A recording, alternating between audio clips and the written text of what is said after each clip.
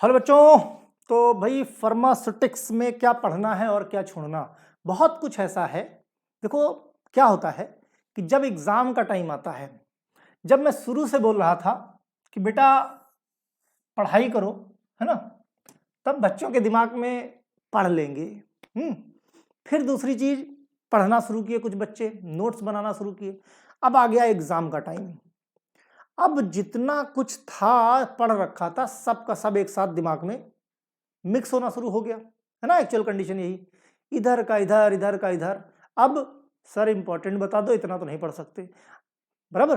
तो ठीक है, उसी चीज का इलाज लेके आया हूं। मॉडल पेपर तो मैं दे दूंगा यार, डोंट वरी, है ना। मॉडल पेपर दे दिया जाएगा आपको। आज सिर्फ ये कि कम से कम, कहते हैं ना, किसी चीज की मिनिमम रिक्वायरमेंट, कहते हैं ना, मिनिमम एज 18 होनी चाहिए, है।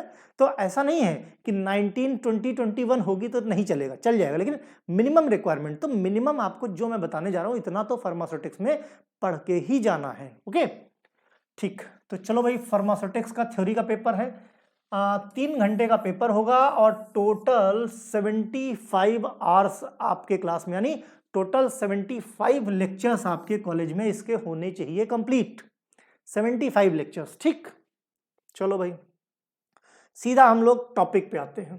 टॉपिक है पहली यूनिट से, यूनिट बाय यूनिट बात करेंगे। ठीक, किसमें क्या करना है, history of the profession of the pharmacy in India in relation to pharmacy education industry, pharmacy various profession association, है ना। तो ये तो खैर बात की बात हुई। फार्मेसी एज ए कैरियर पूछ लेते हैं, फार्मेसी एज ए कैरियर।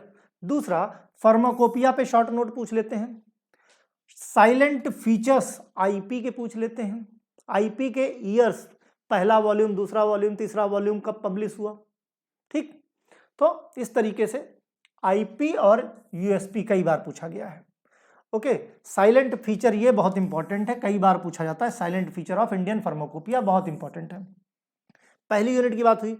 दूसरी यूनिट की बात करें अगर हम, तो इसमें ग्लास और प्लास्टिक, ये दोनों बड़े इंपॉर्टेंट है। दोनों मतलब मिनिमम रिक्वायरमेंट बता रहा हूं कि इतना तो तुमको पढ़ना ही है।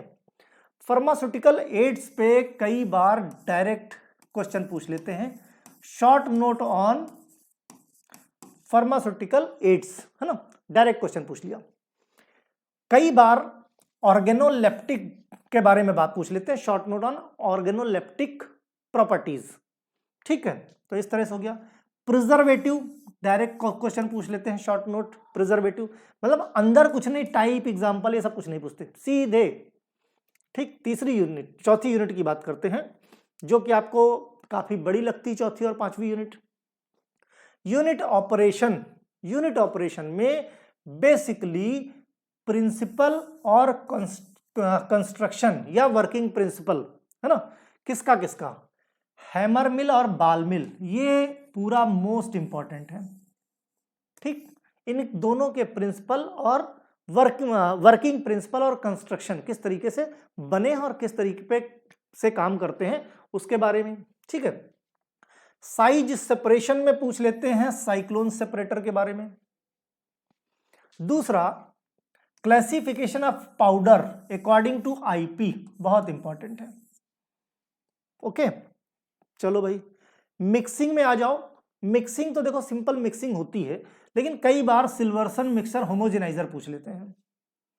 ओके, फिल्ट्रेशन की अगर हम बात करें तो कभी पूछते हैं कभी नहीं पूछते हैं, मतलब हमेशा नहीं, लेकिन मेम्ब्रेन और सिंटर्ड ग्लास फिल्टर के बारे में थोड़ा सा एक बार वीडियो देख लोगे तो आइडिया लग जाएगा, बहुत इंपॉर्टेंट नहीं है। ड्राइंग की बात करें, एफबीडी बहुत इंपॉर्टेंट है। ठीक है, और लायोफिलाइजेशन यानी फ्रीज ड्राइंग पूछ लेते हैं, इसको कई बार लायोफिलाइजेशन के नाम से पूछ लेते हैं। एक्सट्रैक्शन की बात करें, एक्सट्रैक्शन मेथड ऐसे ही पूछा गया है, अदरवाइज अंदर नहीं घुसते, है ना। मेथड ऑफ एक्सट्रैक्शन के बारे में पूछते हैं। Tablet, one of the most important. ठीक है, चूंकि इतना बड़ा टॉपिक है, कई बार टैबलेट के डिफेक्ट पूछ लेते हैं, है ना, कई बार सस्टेन रिलीज के बारे में पूछ लेते हैं, बहुत नहीं घुसते।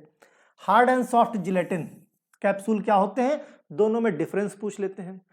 लिक्विड ओरल प्रिपरेशन की अगर हम बात करें तो बहुत क्वेश्चन पूछा जाता है सस्पेंशन और इमल्सन से, सस्पेंशन और इमल्सन से, और dry powder for reconstitution. Okay, topical की बात करें, इसमें देखो ये पूरा पढ़ने लायक है। Liniment, lotion, suppository, pessary, cream, paste, gel, ये पूरा एक आइडिया ले लेना, क्योंकि इसमें से कुछ भी कभी भी पूछ लेते हैं, जिसमें से अगर फिर भी तुम्हें बहुत सिलेक्टिव करना, नहीं सर ना पढ़ पाएंगे, तो फिर सपोजिटरी और ऑइंटमेंट के बारे में जरूर पढ़ लेना, ठीक है।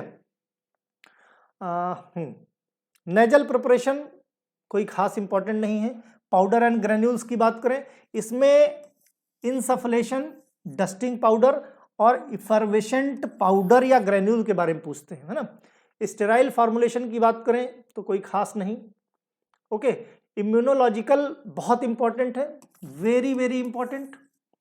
सीरा वैक्सीन टॉक्सॉइड बहुत इंपॉर्टेंट है ना। तो एक बार वीडियो देखोगे, एक ही वीडियो बनाया है मैंने इसका, देख लोगे चीजें सारी क्लियर हो जाएंगी। मींस इस तरीके से मैंने पढ़ाया है, चीजों को ध्यान में रखते हुए कि सिलेबस काफी ज्यादा है फार्मास्यूटिक्स का। एक बार ऐसा कैसे पढ़ो कि बच्चे को याद हो जाए, देख लोगे, देखते ही चीजें याद हो जाएंगी, okay. Basic structure, layout, section activities की बात करें, ओके। तो एक मैन्युफैक्चरिंग प्लांट का एक बेसिक जनरल सा मैंने लेआउट बताया है कि इस तरीके का होता है। इवन मैंने जिस कंपनी में काम किया, एक आध कंपनी का शायद मैंने लेआउट भी बताया है ना, एक स्टैंडर्ड, क्योंकि भाई फर्स्ट ईयर में हो, अभी इंडस्ट्रियल विजिट में जाओगे, राइट। तो ये जो प्लांट है आपका बेसिकली मैन्युफैक्चरिंग प्लांट है, फार्मास्यूटिकल मैन्युफैक्चरिंग प्लांट है। जैसा तुमको मैंने बताया है, तुम जब जाओगे इंडस्ट्रियल विजिट पे तुम देखोगे एग्जैक्टली तुमको वैसे ही मिलेगा कि कहाँ पे स्क्रैप एरिया है, कहाँ पे क्वालिटी कंट्रोल है, कहाँ मैन्युफैक्चरिंग होगा, कहाँ पे आपका स्टेबिलिटी स्टडीज कहाँ पे होती हैं, ये सारी चीजें वहीं मिलेंगी, ठीक है। गुड मैन्युफैक्चरिंग प्रैक्टिस के बारे में इसमें पूछ लेते हैं। क्वालिटी कंट्रोल और क्वालिटी एश्योरेंस में कई बार डिफरेंस पूछ लेते हैं, ओके। बाकी वैलिडेशन कैलिब्रेशन के बारे में चूंकि इन लोगों को खुद ही नहीं पता होता है, लेकिन मैंने इनको भी बहुत अच्छे से एक्सप्लेन किया है, क्योंकि 6 साल मैंने कैलिब्रेशन और वैलिडेशन में काम किया है, राइट। तो मुझे इसका बहुत डीप में नॉलेज है, तो इसलिए खैर इसीलिए ये चीजें पूछी कम जाती हैं। अब बात आती है वन ऑफ द, कहा जाए मुझसे अगर पूछा जाए पूरे पेपर में सबसे ज्यादा इंपॉर्टेंट चैप्टर कौन सा है, तो नोवेल ड्रग डिलीवरी सिस्टम। पूरा एक वीडियो है, खाली एक सिंगल वीडियो, और हमेशा आता है, हमेशा। और कई बार तो एक ही चैप्टर से 2-2, 3-3 क्वेश्चन आ जाते हैं, तो इसलिए पूरा पढ़ लेना, एक वीडियो में सब कुछ क्लियर हो जाएगा, ठीक है। तो इस तरीके से एक जनरल आइडिया दे दिया मैंने किसका, फार्मास्यूटिक्स का। अगर चीजें समझ में आए और किसी सब्जेक्ट का चाहिए तो बताना, उसका भी प्रोवाइड करा दिया जाएगा, ओके। पढ़ते रहो, ऑल द बेस्ट।